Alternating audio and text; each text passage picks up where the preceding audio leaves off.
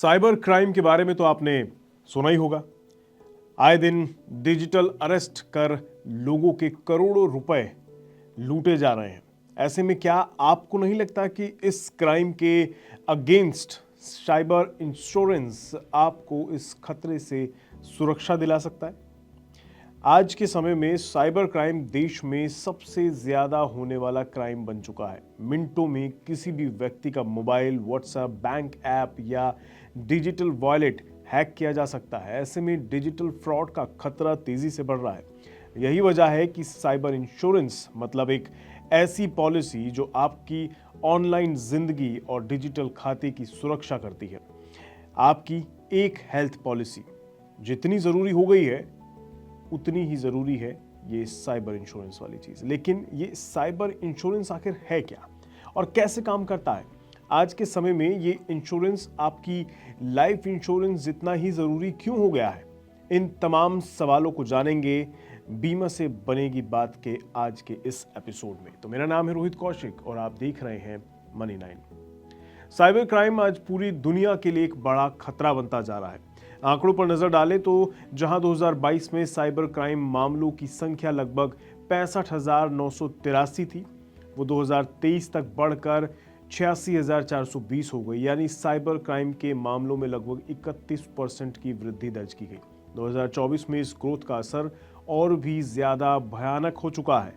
देश भर में digital payment fraud, fake shopping, investment fraud समेत मामलों की जो संख्या है करीब 36 लाख तक पहुंच गई है। 2024 में साइबर फ्रॉड के कारण हुआ आर्थिक नुकसान 22,845 करोड़ तक पहुंच गया है, जो 2023 के मुकाबले 206% ज्यादा है। वहीं हाई वैल्यू फ्रॉड यानी 1 लाख और उससे अधिक रकम के मामले जो 2023 में 6,699 थे, वो 2024 में बढ़कर 29,082 तक पहुंच गए हैं। मतलब ना सिर्फ बड़े बिजनेसमैन बल्कि आम आदमी, नौकरी पेशा व्यक्ति, रिटायर्ड बुजुर्ग सब इस डिजिटल क्राइम के खतरे के दायरे में आ गए हैं। ऐसे में आज के समय में इन खतरों से बचने के लिए साइबर इंश्योरेंस बेहद जरूरी हो जाता है। लेकिन ये क्या है और किन लोगों के लिए जरूरी है, आइए बताते हैं आपको। सबसे पहले जानते हैं कि आखिर इस इंश्योरेंस में क्या क्या कवर होता है। साइबर इंश्योरेंस आपको कई तरह से सुरक्षित करता है। इसमें unauthorised online transactions, banking fraud, digital wallet fraud, फर्जी शॉपिंग वेबसाइट से सुरक्षा मिलती है। इसके अलावा अकाउंट हैक होना, पासवर्ड, ओटीपी चोरी होना, खाते का take over, identity theft, phishing और साइबर बुलिंग से भी सुरक्षा मिलती है। ये इंश्योरेंस आपको डेटा रिस्टोरेशन से भी सुरक्षा दिलाता है। यानी अगर कोई आपका डेटा या सोशल मीडिया अकाउंट हैक कर लेता है तो इस इंश्योरेंस के तहत उसे वापस पाने में मदद मिलती है।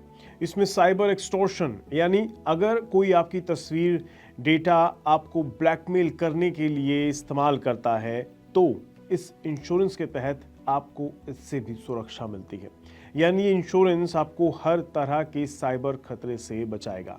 पॉलिसी बाजार की head of liability and cyber insurance Eva Sahiwal कहती हैं कि भारतीय हवाई अड्डों पर हाल ही में हुई साइबर मामले इस बात को पुख्ता करते हैं कि साइबर हमले सिर्फ तकनीकी घटनाएं नहीं हैं, बल्कि ये ऑपरेशन, रेपुटेशन और ग्राहकों के विश्वास पर बुरा असर डालते हैं, जिसका असर कर्मचारियों, पार्टनर्स और पूरे इकोसिस्टम पर पड़ता है। जैसे जैसे ये खतरा बढ़ रहा है, साइबर इंश्योरेंस की जरूरत भी बढ़ती जा रही है। ये ऑपरेशन कॉस्ट और सिस्टम डाउन टाइम से लेकर डेटा रिकवरी और जांच में हुए नुकसान की भरपाई करने में भी मदद करती है।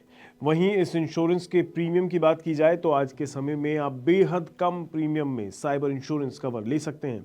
उदाहरण के लिए 1 लाख का कवर लेने के लिए आपको 500 रुपए से भी कम प्रीमियम चुकाना होगा, जबकि 10 लाख तक का कवर आप 1,000 रुपए के अंदर ले सकते हैं। मतलब 2 से 3 रुपए प्रतिदिन देकर आप अपनी डिजिटल सुरक्षा का बेसिक कवर ले सकते हैं। लेकिन आपको केवल ये इंश्योरेंस लेना ही काफ़ी नहीं होगा, क्योंकि डेटा चोरी, सोशल मीडिया लॉगिन, ओटीपीज आदि जो तरीके हैकर इस्तेमाल करते हैं अक्सर किसी इंसान की लापरवाही की वजह से ही होते हैं। इसलिए डिजिटल सावधानी बरतनी भी आपके लिए उतनी ही ज़्यादा ज़रूरी हो जाती है। साइबर इंश्योरेंस किसी बड़ी कंपनी से लेकर परिवार और इंडिविजुअल के लिए भी उतना ही ज़रूरी है जितना बाकियों के लिए। जहां पहले सिर्फ बड़ी कंपनियों, बैंक या संस्थानों को लगता था कि उन्हें साइबर सुरक्षा की ज़रूरत है, लेकिन अब digital payment wallet, E shopping, social media, work from home वगैरह जैसे लगभग हर गतिविधि ऑनलाइन हो गई है। और जब ऐसी चीज़ें ऑनलाइन होती हैं तो ज़रूरत भी बढ़ जाती है।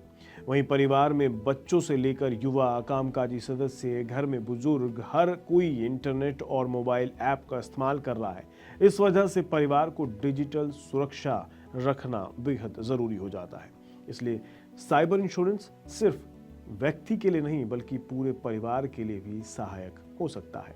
अब आखिर में ये इंश्योरेंस काम कैसे करता है, चलिए समझते हैं। मान लीजिए आपका बैंक ऐप हैक हो जाता है, आपसे ओटीपी मांगा गया और गलत व्यक्ति के हाथ आपका ओटीपी लग भी गया, या आपने एक फर्जी ई शॉपिंग वेबसाइट से पेमेंट किया और वो फ्रॉड निकल आया। यहां आपका सोशल मीडिया अकाउंट हैक करके आपका डेटा चुरा लिया गया। ऐसे में अगर आपके पास साइबर इंश्योरेंस है तो आप इन सभी स्थितियों में हुए फाइनेंशियल लॉस को क्लेम कर सकते हैं। यानी आपका जो पैसा गया है आप उसे पूरी तरह या आंशिक रूप से वापस पा सकते हैं। वहीं आपको कवरेज के तहत डेटा रिस्टोरेशन और अकाउंट रिकवरी में भी टेक्निकल मदद मिल सकती है।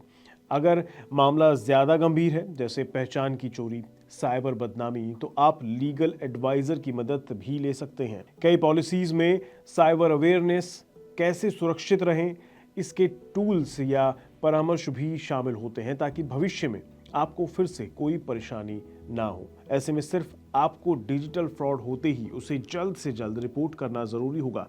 24 से 48 घंटे के अंदर शिकायत दर्ज करके आप अनऑथराइज्ड ट्रांजैक्शंस पर रोक लगा सकते हैं। हालांकि साइबर इंश्योरेंस लेने के बावजूद आपको इस तरह के डिजिटल खतरों से बचने के लिए कुछ बातों का हमेशा ध्यान रखना होगा। जैसे हर प्लेटफॉर्म के लिए अलग अलग पासवर्ड रखें ताकि पासवर्ड कॉपी ना किया जा सके। बैंकिंग, वॉलेट, सोशल मीडिया वगैरह पर ओटीपी ऑथेंटिकेशन ज़रूर चालू रखें। सोशल मीडिया या ऐप्स में अपनी निजी जानकारी जैसे डेट ऑफ बर्थ, पता, फ़ोन नंबर आदि ना डालें। बेहद ज़रूरी ना हो तो अपना पासवर्ड किसी के साथ भी साझा ना करें। सार्वजनिक अनसिक्योर्ड वाईफाई या अनजान लिंक, फर्जी वेबसाइटों से दूरी बनाकर रखें। हमारी ज़िंदगी तेज़ी से डिजिटल हो रही है। बैंकिंग, पेमेंट, कम्युनिकेशंस, शॉपिंग, हर काम, लगभग सब कुछ ऑनलाइन होता जा रहा है। यही वजह है कि हर दिन लाखों लोग ऑनलाइन फ्रॉड या फिर साइबर अटैक्स का शिकार भी होते जा रहे हैं। ऐसे में साइबर इंश्योरेंस लेना बेहद ज़रूरी हो जाता है। आपको क्या लगता है, क्या ये वाकई ज़रूरी है या नहीं? कमेंट बॉक्स में बताइएगा। आपसे फिर मुलाकात होगी किसी नए मुद्दे के साथ। दीजिए इजाज़त। नमस्कार।